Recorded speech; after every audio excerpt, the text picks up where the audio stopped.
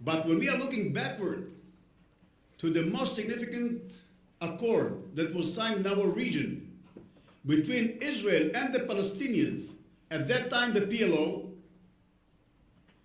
we expected, the United States expected, the European countries expected, and the Arab countries expected that it's going to bring a ceasefire and a cessation of violence between Palestinians and Israelis, and if someone wants to behave different, he's going to be the target to be killed, arrested, or put in jail and brought to justice by the Palestinian Authority.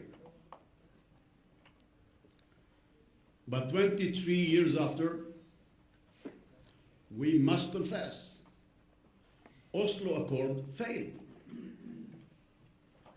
We don't have any other agreement. But Oslo Accord failed to supply those advantages. We are today threatened, Israel. We are threatened by Palestinian terrorists more than you were prior to September 1993. Because we thought that we are going to sign an agreement with one Palestinian Authority in Gaza Strip and the West Bank that has one law and one gun for internal security. Today, 23 years after, or practically it's 10 years ago, when we have two Palestinian entities, one under Mahmoud Abbas in Ramallah, and another entity under Hamas in Gaza Strip, since June of 7. Mahmoud Abbas, the president, listen to that, Mahmoud Abbas, the president of the Palestinian Authority, last time he visited Gaza Strip, where 40% of his population live, was almost 11 years ago. Can you imagine in your country a prime minister, a minister, a president who is in power for 10 years without visiting his country?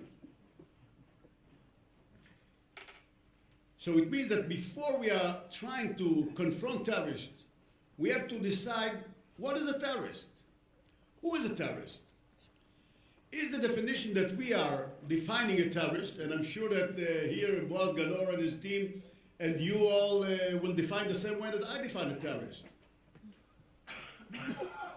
But it seems that it works different when we come to our partners or to our neighbors. And it means that, tell me who are your heroes, I'll tell you what's the possibility to proceed with the peace process. So it's one of the most significant obstacles why the peace process between Israel and the Palestinian Authority is stuck. Because if their heroes are our terrorists, there's no way to go forward.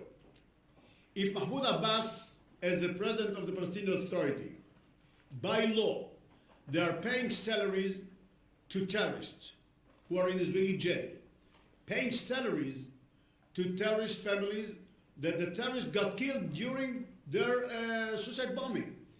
He bombed himself, detonated the bomb in the Park Hotel in Netanya at the Passover 2002, and now he gets money, his family gets money because he killed people, 30 people, 150 injured people.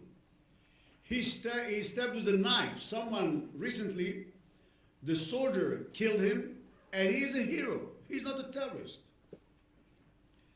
So the definition, in my eyes, if you send someone to hijack a plane, a passenger aircraft, with people on it, you are a terrorist.